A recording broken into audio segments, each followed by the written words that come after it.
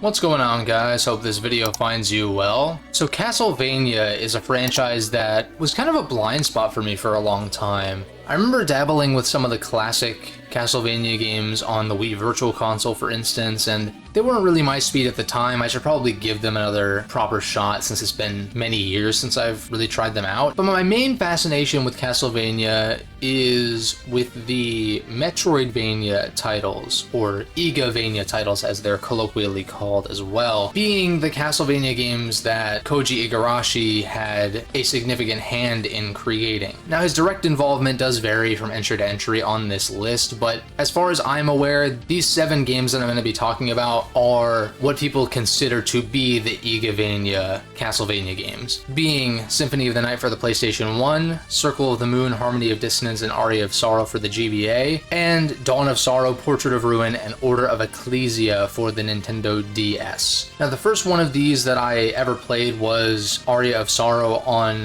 the Wii U Virtual Console, so a very odd place to start, but I remember playing it and really enjoying it, but then it wouldn't actually be another couple of years until I played Symphony of the Night through Xbox One's backwards compatibility, and also really enjoyed that title. And then even though I knew there were 2 other GBA games and 3 DS games I hadn't played, it wouldn't be until the Castlevania Advance Collection dropped that I would actually give a proper shot to Circle of the Moon and Harmony of Dissonance, and it wouldn't be until just the past couple of months that I would finally get around to playing the DS games for the first time. So I thought it would be fun to rank these 7 games in a tier list fashion. I thought about doing a regular ranking, but I think a tier list works just fine. And something I do want to note is that I think every single one of these games is worth checking out for yourself, despite what I may say about them, because they're all just a little bit different, and so your particular sensibilities might favor some of the ones that I don't as much. While they have varying pros and cons, I did generally enjoy my time with them to varying degrees. And so I think it makes the most sense to go in release order for talking about these, although there's going to be some points that I'll need to retroactively talk about as far as, I guess, comparing certain games in certain aspects, but we'll just kind of play it by ear in that regard. So first and foremost, we have Castlevania Symphony of the Night, which is one of the most classic among the classics when it comes to single-player video games. And for good reason, too, because even to this day, Symphony of the Night holds up incredibly well. Despite the voice acting being pretty stiff and cheesy for the most part, it kind of falls into that so bad it's good category to the point of being iconic. But aside from that, the presentation in Symphony of the Night is perhaps unmatched in this pool of games, primarily because of the hardware it was released for. There are some very clear presentation limitations in some of these games due to the nature of them being released for handhelds versus home consoles. And so I think visually the DS games do come close, because the sprite work is just more intricate in those games compared to the GBA titles, for instance. But the music in Symphony of the Night is so fantastic. It sets a particular atmosphere in this game that is debatably not replicated again in any of the following games on this list. Now, I'm not going to delve too heavily into story talk with these games, because the stories in these games tend to not really be so much of a focal point, usually for the better, because I don't think many of the stories in these games, if any, are anywhere close to being some kind of literary masterpiece or anything. But the stories are usually serviceable enough to justify your main character's exploration of the castle. It's seldom going to be a negative, because none of the stories in these games really do a whole lot for me. I think some have interesting ideas, but dialogue in general is just not really these games' strong suits. So moving on to certainly the most important aspect when it comes to these games in particular, being level design and core gameplay. I think Symphony of the Night's core gameplay in particular has a fluidity to it that few, if any, of these games are able to replicate. There is, of course, a level up system in each of these games, which, you know, boosts your stats when you level up, but it's mostly a background thing. You're not usually grinding out levels per se. It's more so that that happens naturally as you progress, and then you're finding equipment, different types of weapons and armor and consumables and stuff like that that you can use to your advantage in various circumstances. And so Symphony is kind of just an expansion of the classic games where you have a sub-weapon that uses hearts that you're able to collect from, you know, breaking candles and stuff. You do have a magic meter in Symphony where there's various spells that you can cast with certain fighting game-esque inputs, as well as the magic meter being used when you transform be it into the wolf, mist, or the bat. And that's kind of the main distinction with Symphony is the transformations. Although some of them are present in later games to varying degrees, Symphony's gameplay sets the standard for these games going forward. The main downside, I would say, on the gameplay side of things with Symphony of the Night is that the game is pretty fucking easy. Beyond debatably the first boss or two, where you're probably pretty underleveled and need to just be careful to not get hit too many times, once you get past that early game, you're able to blitz through with almost no issues. Of course, you could go for challenge runs, for instance, and maybe do like a no armor playthrough or something. There are definitely ways that you could limit yourself so as to not just blitz through the entire game, but there are several boss fights, particularly in the mid game, that die before they're even able to do pretty much anything, as well as the patterns being relatively simple for the most part as well. There are some boss fights in the late game that don't go down in a matter of seconds, and so that is much appreciated, but generally the difficulty of the game is very, very low compared to everything that came after it, especially because most of the games following it on this list have a hard mode that you can also partake in following a normal playthrough. But even on normal mode, most of the games following Symphony put up more of a challenge. But the weird thing, maybe it's not so weird, but I don't really find the lack of difficulty in Symphony to be much of a negative, honestly. Would I like for it to be more challenging? Sure. But I think the atmosphere, the fluidity of the core gameplay, and just the general level design far outweigh the main negative of the difficulty being on the lower end. Most of these games have some kind of false ending where if you just go straight for the final boss, you can quote unquote beat the game, but you're actually missing out on a good amount of content by doing that. And Symphony perhaps has the most obtuse way to get the true ending, although not so much if you are thoroughly exploring the castle. You can go to the final boss without having explored at least a third of the castle, if not more. And those are some of the more interesting areas too, or at least it adds to that location variety. And I think Symphony's castle is perhaps unmatched when it comes to not just layout, but the distinctness from location to location, where I played this game for the first time in like 2017 or something, 20 years after it initially came out, and the map just like stuck in my brain. I don't have it like 100% memorized, but there's so much about it that's very memorable, and I can actually picture how the castle is structured in Symphony far easier than I can for some of the other games, some of which that I've played the same amount of times or even a little bit more in the case of Aria. And I think that's just a testament to Symphony of the Night being, as an overall package, probably unmatched on this list, which that conclusion was surprising to me when I came to it. And I'll talk about the main game that is the contender for the #1 spot and why I don't think it quite hits the top spot for me when I get to it. But I've been playing both of those top 1 contenders simultaneously for like the 3rd or 4th time, just to really hone in on which one I think is better. And I think Symphony is still the best game on this list overall. Although if you are looking for a more challenging game, if you are looking for a game with deeper gameplay systems, there are games later on this list that will fulfill that more than Symphony does. There is another criticism I have of Symphony being the inverted castle. So the main criticism with the inverted castle is I find that traversal just feels very tedious. I believe it was on my second playthrough, or at least my second full playthrough of Symphony, that I 100%ed both maps. So like the regular castle and the inverted castle. And while I thoroughly enjoyed 100%ing the main castle, and I still do, but the inverted castle on the other hand just kind of felt like a chore since you have seen all of it. And while there are certain rooms that are somewhat designed to be able to be flipped and still traversable in a similar way, there's a lot of areas where you just need to use the bat, which moves incredibly slowly to fly up because there are lots of paths that are not accessible by simply jumping. And so you're just slowly roaming around with the bat. And ultimately, in the future, I think when I get to the inverted castle, I'm just gonna blitz towards the bosses so that I can face the final boss and beat the game proper. But most of the game's runtime, assuming you're not 100%ing the inverted castle, is in the main castle, which is fantastic. So it's not much of a criticism, but I think it definitely is one, at least for me. Now moving on to Castlevania Circle of the Moon, this game is a little bit more traditional in a lot of ways. It still has the sub-weapons that you use with hearts instead of draining from your mana, which some of the later games do.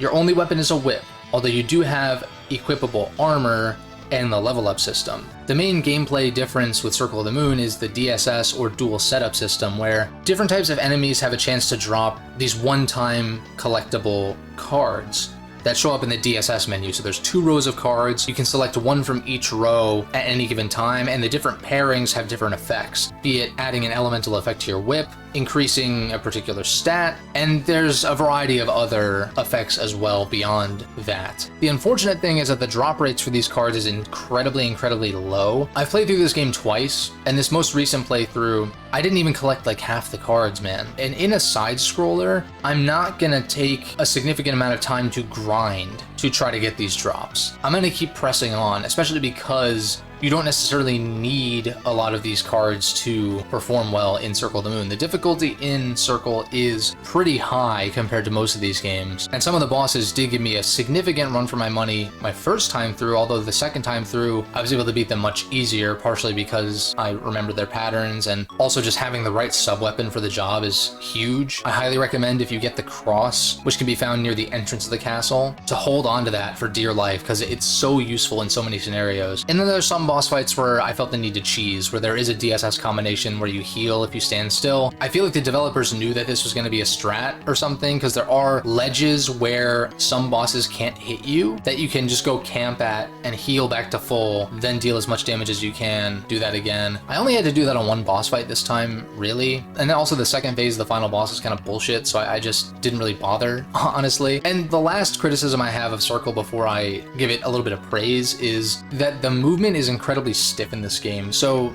Nathan, who is the main character, moves pretty fucking slow to begin with. You do get the dash boots pretty early on. However, in order to use the dash boots, you need to double tap the direction you're going to activate it. And so there's very few times where you're going to be wanting to walk as opposed to sprinting. And so you're going to be constantly, every time you land or jump on a new platform, double tapping to run. And in the boss fights especially, this can be incredibly annoying, and it just makes the game feel very clunky. There are improvement patches that fix both the dashing thing and the DSS card thing, but I'm not going to judge these games based on their patched states, because I don't think that's fair to certain games. But I will say that playing Circle of the Moon with the auto dash patch was a huge game changer, and it basically just removes the need to double tap. And you can even start the game with the dash boots if you want as well. And while it did feel a little bit hard to control at first, I did remember back to my first playthrough and how you almost never want to be walking. And so actually sprinting at all times is a net positive in 99% of circumstances. There's also a patch that places the DSS cards throughout the map instead of having them be enemy drops. I didn't try that one, but I'm sure that it would greatly increase the enjoyment you could have, because you can actually use a lot of these DSS combinations that you may or may not even come across in your playthrough. Now, all that aside, I actually think Circle of the Moon's map is pretty good for the most part. I wish there were a few more warp points, or that there were some warp points that were closer to save rooms, just for ease of like saving and quitting primarily. It's pretty standard Metroidvania progression in that, oh, there's a block that you need the tackle for, and then you get the tackle and you can break those blocks. Oh, there are blocks that you can push, and you need to get the ability to push, and then you can push them and then access those areas. Oh, you need the double jump for this area. Like, it's very standard Metroidvania fare, compared to Symphony, which uses the transformations, which, granted, similar utility, right? Vertical mobility, passing through impassable objects, but it's a little more interesting than just, hey, there's a block here that you need this certain thing to break, you know? But overall, I like the castle in Circle of the Moon. However, I think overall, the negatives do outweigh the positives in most cases. The improvement patches help immensely, but I can't not put it in the bottom tier because of how high quality pretty much all of these games are, really. But relative to these 7 games, it is among the bottom, only to be outclassed in its negatives by the next game being Harmony of Dissonance. And I don't necessarily dislike Harmony of Dissonance for the reasons you may have seen elsewhere. Harmony of Dissonance is a very reactionary game to Circle of the Moon's criticisms at the time, being that Circle of the Moon, I believe, was a launch title for the GBA. As you may be aware, the original GBA had no backlight, and so Circle was actually very hard to see on original hardware in most circumstances. And so to counteract this, Harmony of Dissonance brightened up the colors significantly and put this garish outline around Juiced, who is the main character in Harmony of Dissonance. My most recent attempt at playing this game, I used a patch that removed the outline, and holy shit, that makes a huge difference in reducing the garishness of the visuals of this game. but as far as I know, because of the brighter color palette or something to that effect, the sound quality had to take a hit because of needing space on the cartridge. It's something like that. It's very well known that Harmony of Dissonance's music comes across very poorly due to hardware constraints. The composition's good. Offense and Defense is a fucking banger, even in its very crunchy 8-bit sound. But the sound quality, not just on original hardware, but just in general, does a great disservice to this game's presentation, to the point where it could even be headache-inducing, and I'm not exaggerating. Especially when I was playing with the outline, it actually was kind of giving me a mild headache to play, because of just how crunchy the music is coupled with the garishness of the visuals. There are some very cool locales in Harmony of Dissonance that you don't really see in most of these games, in addition to those criticisms which could potentially be overlooked. The main thing that annoys me about Harmony of Dissonance is the way that Juiced controls, as well as the map. Primarily the map, but as far as Juiced control, so to counteract the criticism of the clunky dash in Circle of the Moon, Juiced can dash left and right basically infinitely. Like, you can just kind of chain dashes super quickly, even more so than you can chain the backdash in Symphony of the Night. And so a lot of your movement is just tapping R to dash right or L to dash left, depending on which direction you're going, and exploring, which is cool for like 5 minutes, and then it just gets kind of annoying that you're having to do that to traverse in a reasonable fashion. But the main thing with the way Juiced controls is that when you do an attack in mid-air, it locks your jump arc, similar to how your jump arc was locked in general in the original Castlevania, and I just don't really like that. These games' combat is pretty much all about spacing, and while you can get used to doing jump attacks that don't push you too far forward into enemies, it just doesn't end up feeling very good to play compared to something like Symphony, or even Circle with the dash patch, where you're able to attack in mid-air but then kind of pull back a little bit if you need to. You're not committing as hard to your aerial attacks. Harmony does do something cool with sub-weapons, where you have these different spell books that have different elemental attributes and change how certain sub-weapons are used, but again, similar to the dashing thing, it's kind of a novelty that feels cool at first, but then kind of loses its luster very quickly. And the map thing, which is really the main nail in the coffin for this game for me. It's like a worse version of Symphony of the Night's inverted castle, where it's not even inverted. The second castle is exactly the same as the first, but just layered on top, and so it's almost like a Link to the Past, Light World, Dark World kind of thing, where you hit a certain point in the game where it turns out you have explored part of Castle A and part of Castle B, but then you're given access to a room that can transfer you between the two castles. I would assume there are more teleportation rooms like that, but I hit that point in the game this time around and I just didn't really want to traverse through the same fucking castle twice, especially because of how I felt about the other aspects that I've criticized. Is it possible you play this game and you like it? Sure, there are people who really like Harmony of Dissonance, but it's really the only game in this set of 7 that I kind of don't like very much. I considered putting it in a tier below Circle because I do enjoy Circle more, but Circle in its vanilla state is still pretty rough around the edges, so I think putting them both in bottom tier is pretty fair, considering the caliber of games that we're talking about here. And now for the final Game Boy Advance game on this list, being Castlevania Aria of Sorrow. This is the game that was the main contender for number 1 with Symphony of the Night. And despite Aria being great, in being easily among my favorites of these games, there are some things that I think do hold it back as an overall package. So I guess it makes sense to do presentation first, kind of like how I did with Symphony, where Aria doesn't look as garish as Harmony of Dissonance, but the way I like to put it is Circle of the Moon is crisp, both in visuals and in sound. It knows that it's a chiptune, kind of old school style of game, and it embraces that both visually and musically. So I actually think Circle of the Moon has the best executed soundtrack of the GBA games for that reason. Harmony of Dissonance is very crunchy in its sound, and I guess you could say its visuals are abrasive in a similar way. And then Aria just feels very muted, where the saturation is just incredibly low in Aria of Sorrow's visuals. And the music is also overly ambitious, where it doesn't sound as bad as Harmony for sure, but it's trying to be more orchestral, like Symphony of the Night sounds. Symphony has some like hard rock stuff in it too, but I'm just saying Aria is trying to emulate real instruments more so than the previous 2 GBA games, and it just doesn't work.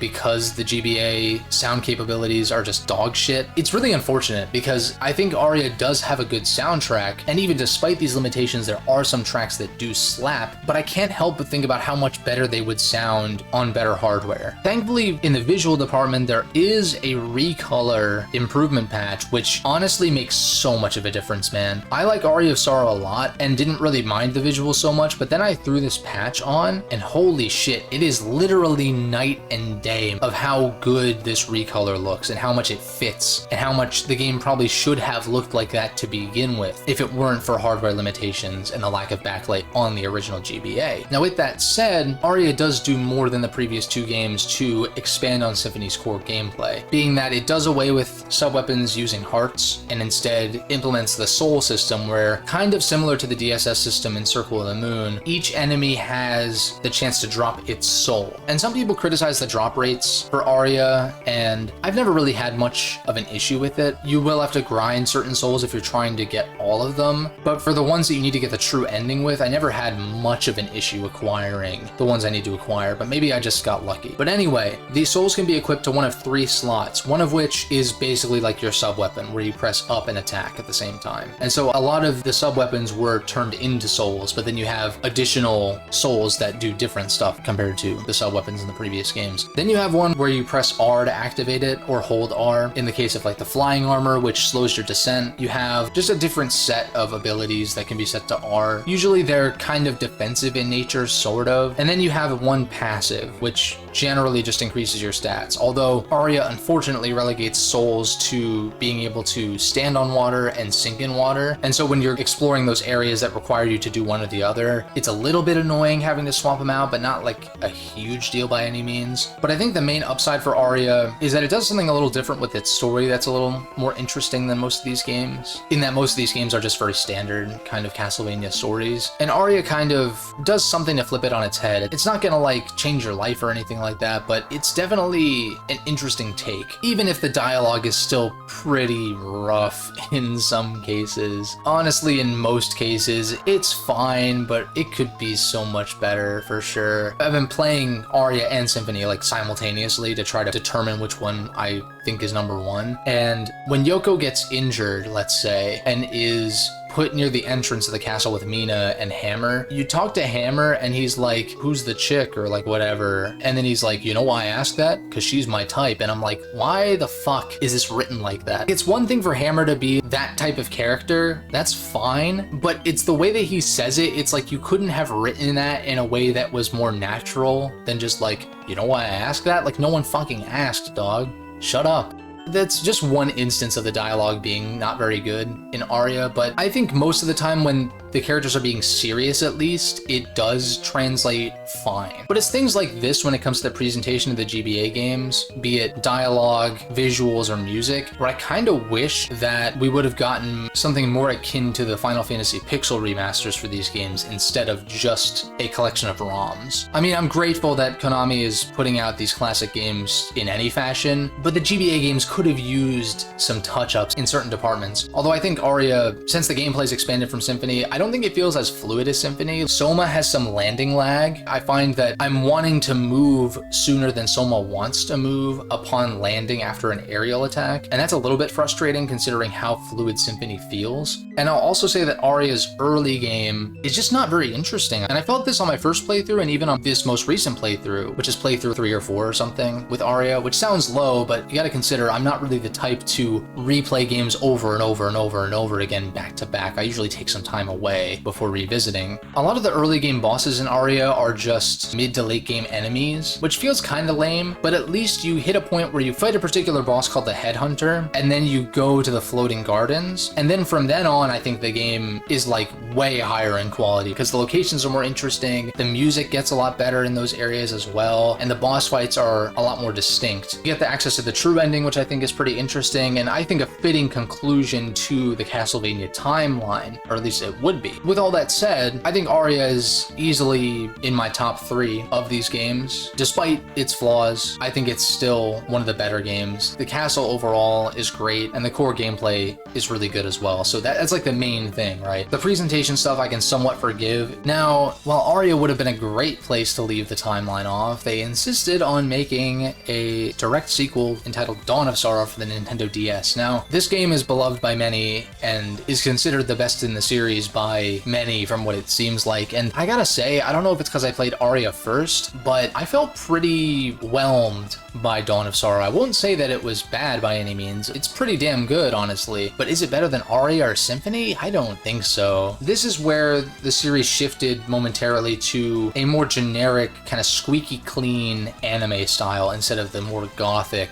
traditional style of Castlevania. And while many will criticize this game in Portrait of Ruin for having this anime art style, you could have an anime in the style of Symphony of the Night. Anime is more so a medium. I get what people mean when they say anime style, and what they mean is that it's like a generic, very clean, but almost like too clean to the point of being boring aesthetic. Whereas I'm not the most knowledgeable when it comes to anime, but I've seen several anime even that have far more interesting art styles than the generic ass style of Dawn of Sorrow. And it's especially jarring because it's a sequel to Aria, which has the gothic style. I don't mind the art style as much in Portrait of Ruin. Would I prefer for it to be different? Sure, but it doesn't bother me so much in that game because it's a new cast and it's a new tone. Dawn of Sorrow is still taking itself incredibly seriously, similar to Aria, and it's hard to take these characters seriously when they look so fucking bland, dude. I can't stand it. But ultimately, that is a very small thing in the grand scheme of things. But because of how similar these games are and how high quality they are in general, it is the little things that set them apart. Now, I will say that Dawn of Sorrow, I think, has a better soundtrack than Aria. Certainly sound quality wise, but also debatably compositionally as well. Maybe if Aria had a arranged soundtrack with the sound font of Dawn of Sorrow, I would think otherwise, but as it stands, I think Dawn of Sorrow's soundtrack slaps up Aria's. Another aspect, which I said I wasn't gonna focus on too much, is the story in Dawn of Sorrow I think is legitimately shit. Not only do I think that it was unnecessary for them to do a follow-up in general, but the way they did the follow-up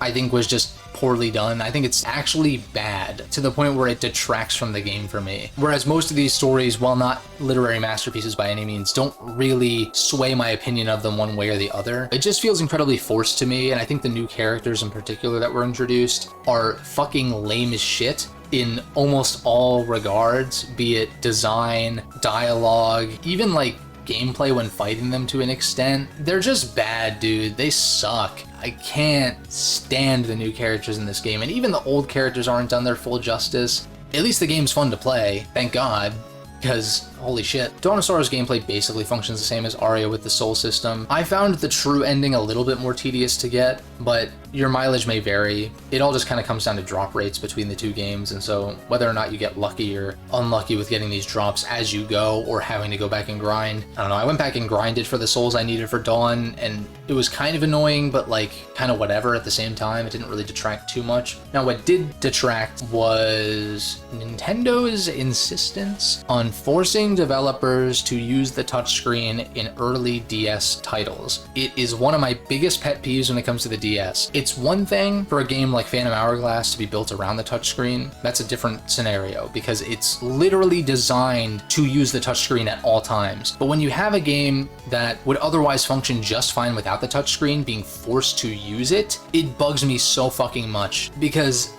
the main thing when it comes to the touchscreen in this game is when you beat a boss, you have to draw a symbol on the screen to like seal it or whatever. And if you fuck it up, then they restore like 25% of their health or something like that, and then you do it again until you actually draw the seal. Inoffensive enough, I guess. I would prefer for it to not be there, but it doesn't really intrude that much, but it does intrude at least somewhat. But then literally the only other touchscreen thing is early in the game, you get the ability to break ice blocks with the touchscreen. The ice blocks look out of place when it comes to the sprite work, which the sprite work looks fine. It's just the portraits, as far as art style, that look bad. Or not even bad, but out of place, kind of similar to these ice blocks that I'm harping on. It's one of those mechanics that's literally present in like 2 or 3 rooms.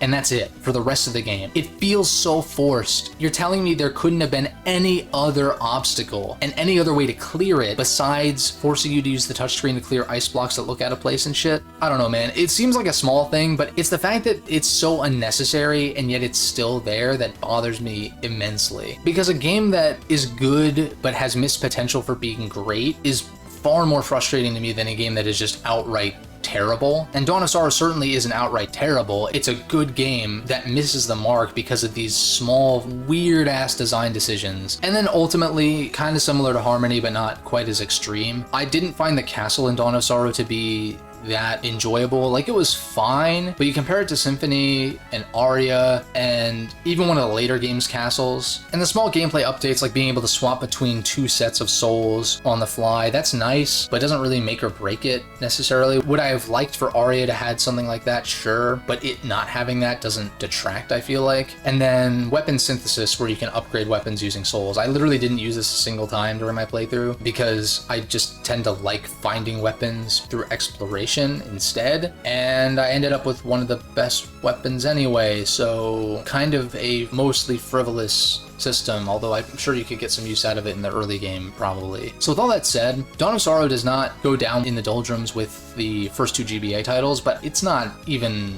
a contender for S tier for me. That's not to say it's bad. Again, it's a really good game that is hindered by some really just weird design decisions. You may love it, but I definitely don't. And I'm not trying to diminish your enjoyment of it. I'm never trying to do that. There are plenty of people that dislike some of my favorite games ever. I just don't see the hype behind Dawn of Sorrow. Now moving on to the game that surprised me probably the most with how much I ended up liking it, being Portrait of Ruin. The main word that comes to mind when it comes to this game, after having played all the previous games, is it's just really refreshing. The game doesn't take itself too seriously. It has some emotional moments that don't really land, but for the most part, it takes on a more lighthearted vibe, although the music can get very intense at times as well. The music in general in this game is great. There's a lot of variety as far as the music and the locations because of the titular portraits that you travel through Mario 64 style, which is kind of the main contention with this game, is the level design. So you do have a main castle, but it's a little bit more stripped down than usual. There's still areas to explore, mind you, but most of them lead to these portraits that you teleport through and are taken to pretty linear, smaller maps that take after certain time periods, which I think is cool, and the music kind of reflects that. And, you know, many people will point to that being a detractor, but I actually don't think the level design is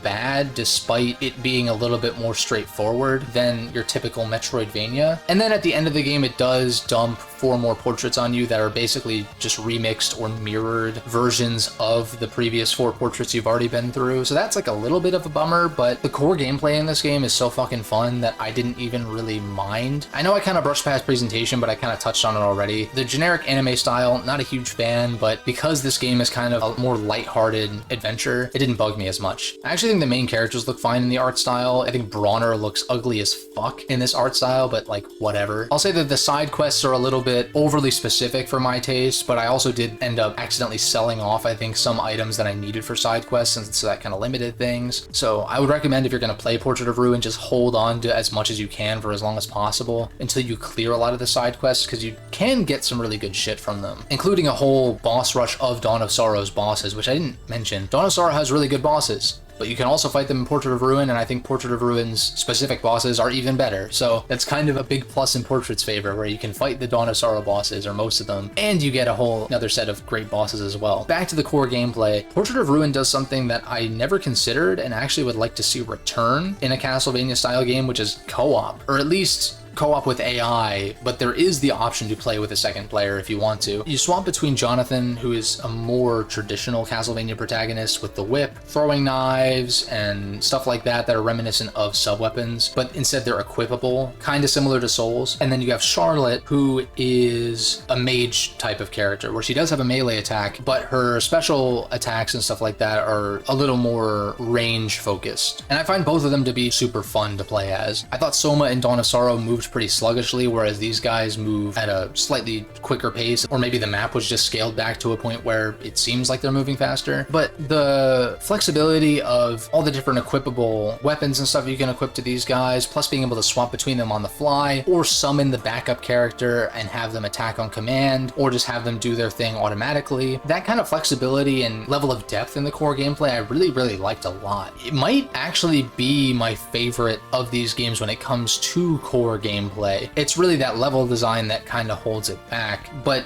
doesn't detract from it enough for it to pull out of S tier, I think. While I don't think that fun is the end-all be-all for a video game, I think there are plenty of games that are engaging in other ways that you wouldn't necessarily describe as fun. Despite that, I'll say that Portrait of Ruin was probably the game on this list that I had the most outright fun with on a first playthrough from front to back. Symphony had a more immersive atmosphere to it, despite being a 2D title, but Portrait was just straight up fun pretty much from front to back because of how great the core gameplay is, and the music is also awesome, as I mentioned. Once again, despite certain levels kind of being reused late game, it was just fun to go through more areas despite how similar they may be to previous areas because of the core gameplay. It's really good shit. I liked this game a lot, enough to even 100% all the maps, so I got a full 1000% map completion, you know, did the boss rush thing. I already mentioned the bosses in this game are great. I think it might have my favorite final boss of these games as well. Portrait's really damn good, man. I've only played through it once, so it's hard for me to say how it's going to hold up on following playthroughs, but I could see it potentially even moving up. Now moving on to the final game on this list, and sadly one of the last Castlevania games we ever got, certainly in a 2D fashion, might actually be the last 2D Castlevania game as far as I'm aware, at least in name. Of course, Koji Igarashi went on to make Bloodstained Ritual of the Night, which is very Symphony of the Night inspired, but it's not Castlevania in name, so I'm not going to include it. And it's also been a while since I played it. But anyway, Order of Ecclesia. This game thankfully goes back to the gothic aesthetic of most of the Castlevania games, so that's a big plus. I think the music in this game potentially gives Symphony of the Night a run for its money, to the point where I wish I liked this game better than I actually do. So story-wise, Ecclesia tries to go for a more emotional, personal tale, and I think it just didn't really land, primarily because there's not enough build-up, I think, where you're kind of just thrown into a situation, and so I didn't really feel a connection to the characters until maybe like the very end. But even then, the story didn't really do much for me. In concept, it's cool, but in execution, it just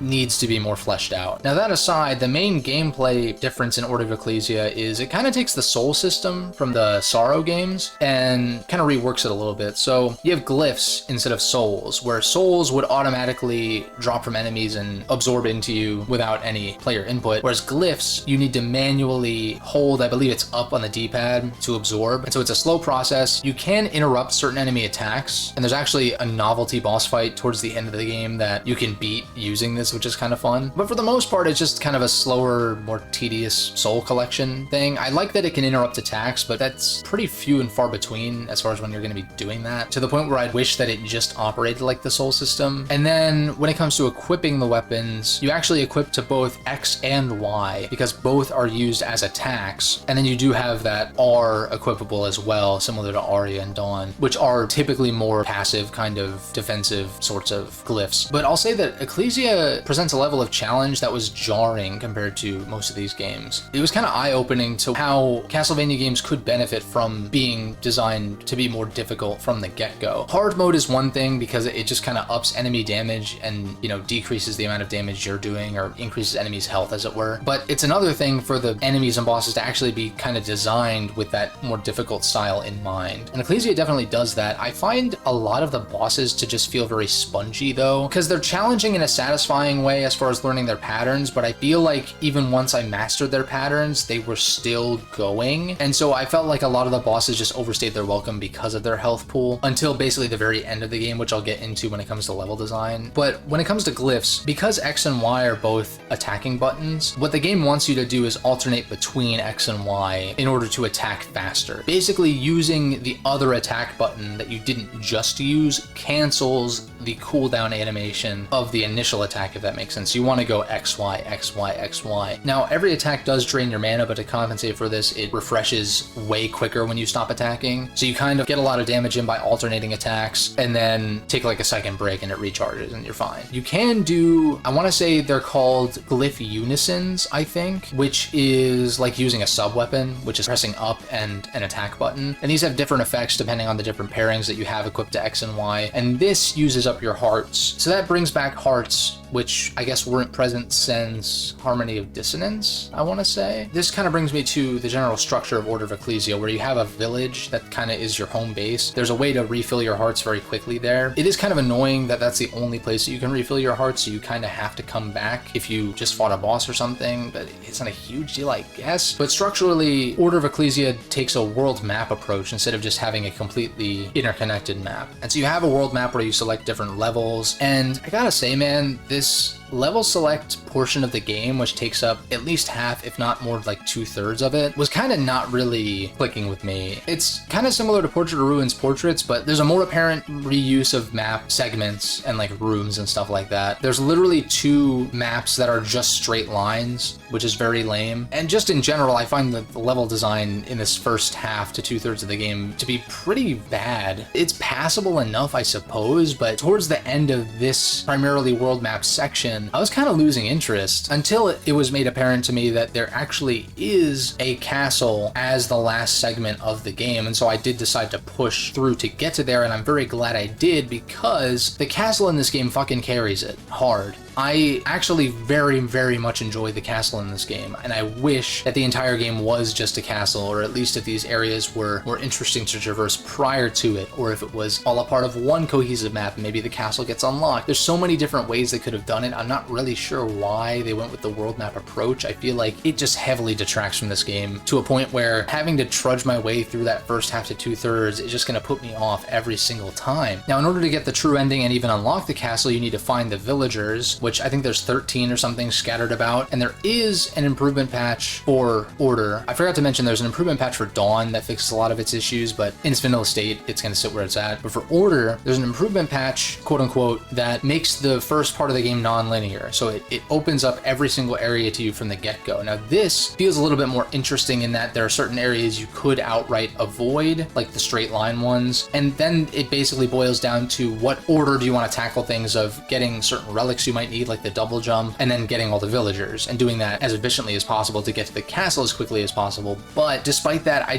still find that pre-castle part of the game to be such a slog. And the castle is so fucking good, man. The music slaps so hard in the castle. I find that the boss fights don't feel as spongy in the castle. Even if they might be, there's more to them. They're very fun to fight compared to some of the earlier boss fights, which you kind of nail their patterns down pretty quickly, but they're just super spongy. And so it's like, can this just be over already? But in the castle, you've got particularly Blackmore, I think he's called, and Eligor. Those 2 fights are some of my favorite fights in any of these games. I thought Death was kind of underwhelming in this game compared to especially Portrait of Ruin, but pretty much all of the games, Death is a pretty memorable fight, whereas in Order, it's just kind of not. That's all to say that, again, the castle carries this game super, super hard. Everything else I'm not a huge fan of, and so it's gonna go in that middle tier with Dawn of Sorrow. And I probably would give the edge to Dawn of Sorrow, but I could kind of be convinced either way on how to place the A tier in this case, because I think I liked the castle enough in Order of Ecclesia to maybe outweigh Dawn of Sorrow. But that early game, man, I don't mean to keep harping on it, but it just feels kind of like a chore to try to get to the actual good part of the game. So much so that I actually would kind of like to see a remake of Order of Ecclesia, like an actual remake, even if it would be better to just get a new game. I get that, but if I had to pick one of these games that I would want remade, it'd probably be that one. I think that GBA games could stand to just have that pixel remaster kind of treatment done to them. And then Dawn of Sorrow and Portrait of Ruin stand to have the character portraits have a different art style, and then have the touchscreen shit removed in Dawn. But other than that, the DS games hold up pretty well. But yeah, Order's structure just kind of prevents it from being any higher. If the game was literally just the castle, it would maybe be an S tier, debatably. Although that'd be a pretty short game. All these games are pretty short, but that's pretty much my thoughts on these 7 games. I'd be curious to hear, though, what you guys think. How would you rank these, or at least the ones that you played, or at the very least, what's your favorite of these games? I'm hoping that we get a DS collection of some kind so that the games are more accessible, and I would happily purchase that just by virtue of the method that I played these games, since there's no way to actually buy these games in a way that supports the people who made them currently. I'd like to see the DS games more accessible, and do highly recommend checking out Symphony of the Night, of course, which I'm sure you either have or you've heard that Symphony is fantastic. I wish the Symphony was more accessible as well. I think you can play it on Xbox through backwards compat, and I think there actually is a straight up PS4 port of it, but it's not on PC, and it's not natively on Xbox, and it's also not on Switch, so it's kind of weird. And then the GBA, or the Castlevania Advanced Collection, I think is on everything, so I would definitely check that out, even if it's only for Aria, but you might as well jump into the other games to kind of see for yourself, which I always do encourage, especially with such a small batch of games that are generally of a pretty high quality, and games that are also pretty fucking short. Even 100% playthroughs of some of these games only take like 5 to 6 hours. Let me know what you think in the comments down below. Don't forget to leave a like and subscribe, of course, if you enjoyed, and I will catch you guys in the next video.